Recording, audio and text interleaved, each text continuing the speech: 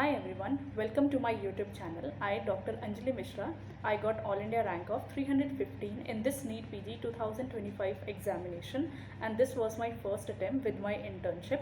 So today in this video, I will be talking about what are the most common mistakes we actually do while our preparation for NEET PG or INICT, and I will also tell you the solution of those mistakes or those problems which we all face while we do the preparation for the examination. So let's get started. So the first mistake or the first problem is revision problem. We all will agree कि theory पढ़ना is pretty easy. आपको मतलब उस particular subject का theory पढ़ना, एक notes revise कर notes पढ़ना काफ़ी ईजी होता है, लेकिन उसी नोट्स को उसके बाद रिवाइज करना it's the most difficult task. I think we all will agree कि revision is the most time consuming and most energy consuming task. तो इस रिविजन को we try to avoid this while our preparation. We all think कि एक बार हम अपने सारे 19 subjects complete कर लें, उसके बाद अपनी रिवीजन स्टार्ट करेंगे. And this is the most crucial and the most big mistake which we all do in our preparation. And तो अगर आपको इस गलती का जितनी जल्दी अपनी प्रिपरेशन में रियलाइज़ हो जाए, उतना ये आपके आगे के लिए अच्छा होगा. तो इसका सॉल्यूशन क्या है? इसका सॉल्यूशन ये है कि आप अभी कोई भी पर्टिकुलर सब्जेक्ट पढ़ रहे हो तो आपको उसे साथ साथ में रिवाइज करना है. What does it mean? It means कि for example this week you have dedicated this week for the anatomy. तो अगर आप एनाटमी को एक पर्टिकुलर एक दिन में 6 आवर्स मतलब दे रहे हो उसे पढ़ने के लिए, उसकी थ्योरी पढ़ने के लिए या MCQ प्रैक्टिस करने के लिए, तो आपको उस पर्टिकुलर डे में 1 से 1.5 घंटा उस पर्टिकुलर सब्जेक्ट के MCQ प्रैक्टिस और जो आपने अपना प्रीवियस पढ़ लिया है, जो टॉपिक्स आपने पहले से पढ़ लिए हैं, उसे रिवाइज करने के लिए डेडिकेट करना पड़ेगा. इससे क्या होगा, आपका जो रिवीजन होगा वो आपके साथ साथ आपकी प्रिपरेशन में साथ साथ आपके साथ चलता जाएगा. हम सब मतलब हम जब प्रिपरेशन कर रहे होते हैं तो हम सब ये सोचते हैं कि एक बार जब हमारा पूरा 19 सब्जेक्ट कवर हो जाएगा, उसके बाद हम प्रिपरेशन करेंगे, उसके बाद हम रिवीजन करेंगे, रिवीजन की प्रिपरेशन करेंगे. और वो टाइम कभी आता ही नहीं, क्योंकि आप 19 subject whole cover to cover कभी ख़त्म ही नहीं कर सकते. और इसी चक्कर में हम अपने रिविजन्स को पीछे छोड़ देते हैं. And for cracking these NEET PG or INICT, revision is the most important crucial tool for approaching these exams. So आपको रिविजन्स को इग्नोर नहीं करना है. तो इसका सॉल्यूशन ये है कि आप साथ साथ में जो भी आप थ्योरी अपना पढ़ रहे हो उसको आप रिवाइज करते हुए चलो. आप रिवीजन के लिए उस पर्टिकुलर सब्जेक्ट का थ्योरी आप दोबारा रिवाइज कर सकते हो, या उस पर्टिकुलर टॉपिक को आप MCQ के थ्रू रिवाइज कर सकते हो. आप एक्टिव रिवीजन पे ज़्यादा फोकस करो as compare to passive study. ठीक है. So the first mistake is ignoring the revision. So by this I also tell you the what is the solution, how you can overcome this. The second is ignoring the PYQs. PYQs, that is the previous year questions. जब हम अपनी preparation कोई particular subject को cover कर रहे होते हैं, we are just so focused for covering the whole subject by cover to cover from first word to the last word. We just ignore the importance of previous year questions. It means कि इसका solution क्या है? इसका solution ये है कि अगर आप कोई भी पर्टिकुलर सब्जेक्ट रिवाइज करने के लिए आपने शेड्यूल करा है, फॉर एग्जांपल एनाटमी आपने रिवाइज करने के लिए शेड्यूल करा है, सबसे पहले आप उसके प्रीवियस ईयर क्वेश्चंस देख लो. उसे देखने से आपको ये पता चल जाएगा कि लास्ट 8 to 10 ईयर्स में एग्जामिनर उस पर्टिकुलर सब्जेक्ट से पूछता क्या है. वो आपके माइंड में वो टॉपिक्स हाईलाइटेड हो जाएंगे.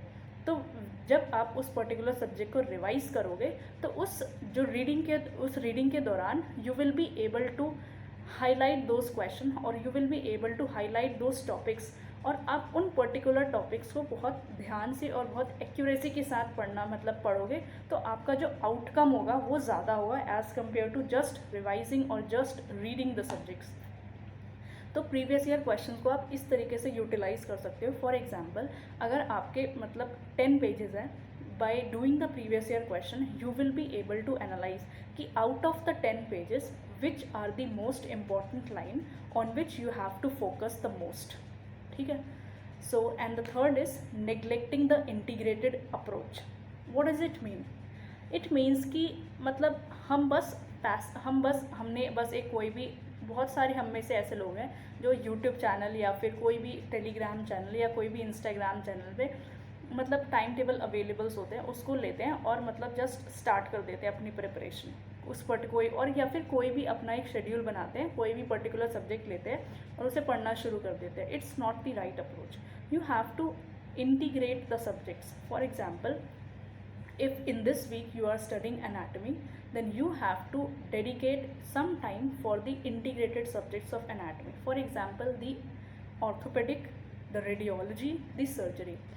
आपको इंटीग्रेटेड पढ़ने से ना मतलब आपकी एक तो इंटरेस्ट बना रहेगा, you will not be board.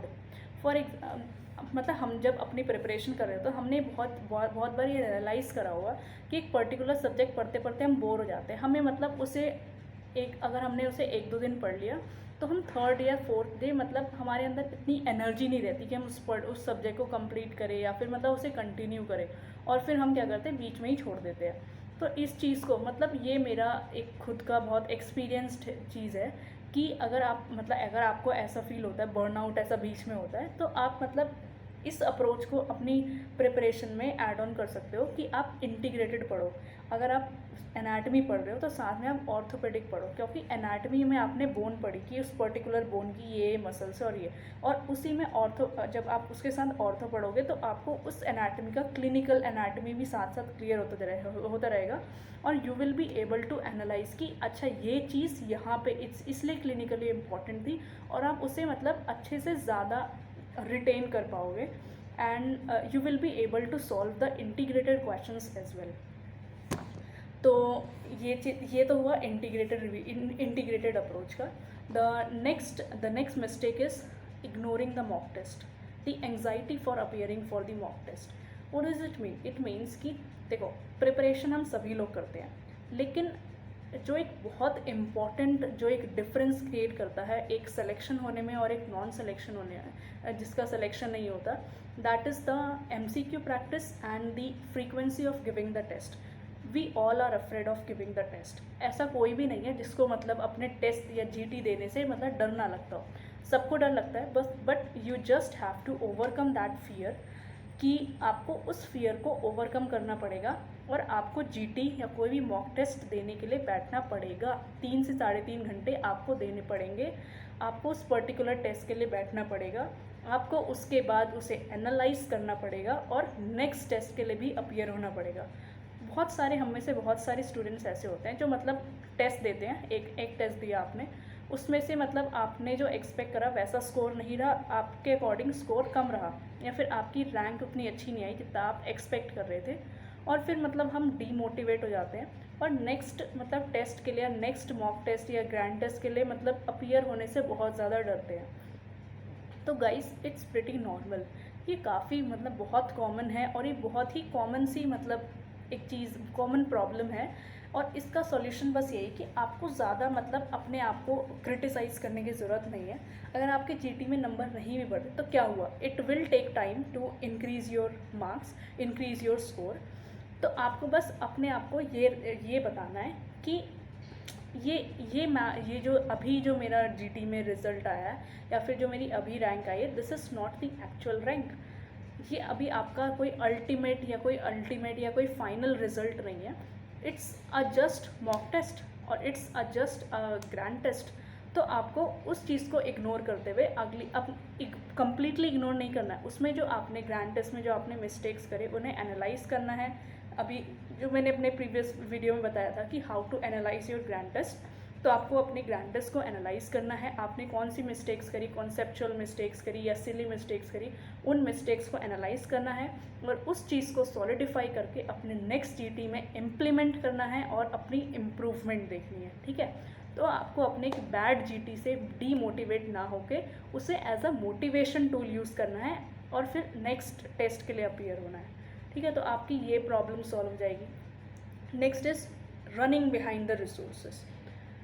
तो being a student I can completely understand कि जब हम प्रिपरेशन कर रहे होते हैं तो हमारे मतलब माइंड में ये चल रहा होता है कि मतलब क्या मैं ये resource, for example if I am doing the Gurukul Bhatia और मैरो एनी ऐप, तो मेरे दिमाग में कहीं ना कहीं ये ज़रूर होता है कि if my friend is doing dams whether she is और वेदर ही और she is more ahead of me, कि शायद उसको मुझसे ज़्यादा आता हो, या फिर उसके ऐप में या उसके रिसोर्स वाले या उसके कोचिंग वाले मेरे से ज़्यादा पढ़ा रहे होंगे, या फिर मैं कहीं पे मतलब लैग बिहाइंड कर रही होंगी. It's a FOMO, guys. It's a FOMO, and this is a very common, it's a very common problem. तो आपको इस प्रॉब्लम को डील करना आना चाहिए. माइंड मेकअप करना है कि आपने ये पर्टिकुलर रिसोर्स लिया है and you will stick to that resource till the end. आप मतलब आप एक पर्टिकुलर सब्जेक्ट के लिए एक पर्टिकुलर टीचर या एक पर्टिकुलर रिसोर्स रिलाई कर सकते हो. हाँ, कई सारे रिसोर्स ऐसे होते हैं इसमें मतलब आपको, या फिर कई बार ऐसा होता है कि हम पर्टिकुलर ये सब्जेक्ट किसी और पर्टिकुलर रिसोर्स के टीचर से ज़्यादा कंफर्टेबल होता है, तो वो that is pretty good, that is pretty fine. तो आप उस चीज़ को इम्प्लीमेंट कर सकते हो कि फॉर एग्जांपल अगर आपको मेडिसिन प्रेप से अच्छी लगती है तो then you can switch for that particular subject. लेकिन आपको ओवरऑल जो आपने पहले पढ़ा है, जिस रिसोर्स से भी पढ़ा है, एंड तक आपको उस रिसोर्स तक स्टिक रहने की ज़रूरत है. देखो, एक चीज़ को 10 जगह से पढ़ना, it is not that important कि आप उस पर्टिकुलर चीज़ को 10 बार पढ़ो. उस पर्टिकुलर चीज़ को 10 बार पढ़ना, नॉट 10 जगह से पढ़ना, ये ज़्यादा इम्पॉर्टेंट होता है. क्योंकि एक चीज़ को 10 बार पढ़ने से आपकी जो मेमोरी होती है वो बनेगी. अगर आप उसी पर्टिकुलर लाइन को 10 जगह से पढ़ोगे तो आपकी कभी मतलब विजुअल मेमोरी या ऑडियो मेमोरी या वीडियो मेमोरी कभी बन ही नहीं पाएगी. आपके लिए हर बार वो पर्टिकुलर चीज़ हमेशा नई की तरह ही अपीयर होगी. तो अगर आप ये गलती कर रहे हो, if you are doing this mistake that running behind the resources, then it's a time to alert. Just stick to one resource and do till the end. Next is, and the final is, comparison with your fellow competitors or with your fellow friends or fellow batchmates, etc. You don't have to compare with your friends or with your batchmates. The only thing you have to compare is with yourself. आपको compare करना है कि आपका performance पुराने वाले GT में कैसा था और इस जीटी में कैसा है. आपको ये कंपेयर करना है.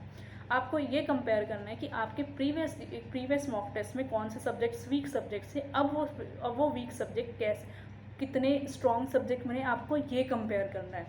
आपको ये कंपेयर करना है कि आपने अपने जीटी में कितनी सिली मिस्टेक्स करी और आपने इस जीटी में उससे कम करी या उससे ज़्यादा करी. आपको ये कंपेयर करना है, ना कि ये कंपेयर करना है कि आपका बैचमेट या आपका फेलो बैचमेट मतलब क्या कर रहा है या उसके कितने मार्क्स आ रहे हैं.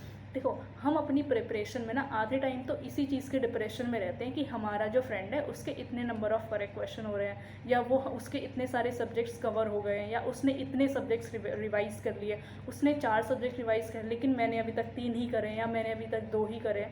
तो आपको इस सर्कल में, इस विशियस सर्कल में नहीं फंसना है. आप इससे बहुत ज़्यादा टाइम वेस्ट होता है. आप डीमोटिवेट होते हो, फिर आपको पढ़ाई करने का मन नहीं करता, फिर आपने 1-2 दिन वेस्ट कर दिया.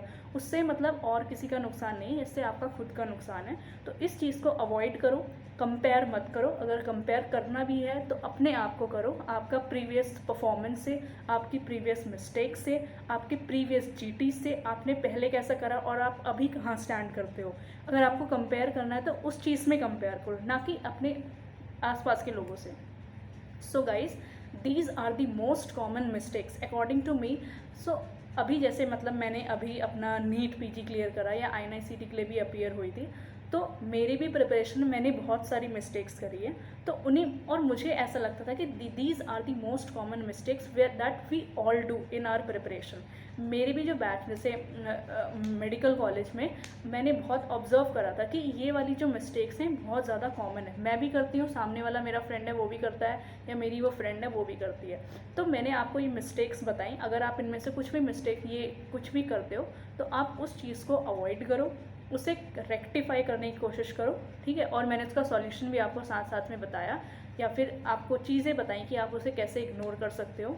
सो guys, I hope you will like this content, and so see you in my next video. You all can give your suggestion for my upcoming videos in my comment section. So thank you so much and bye.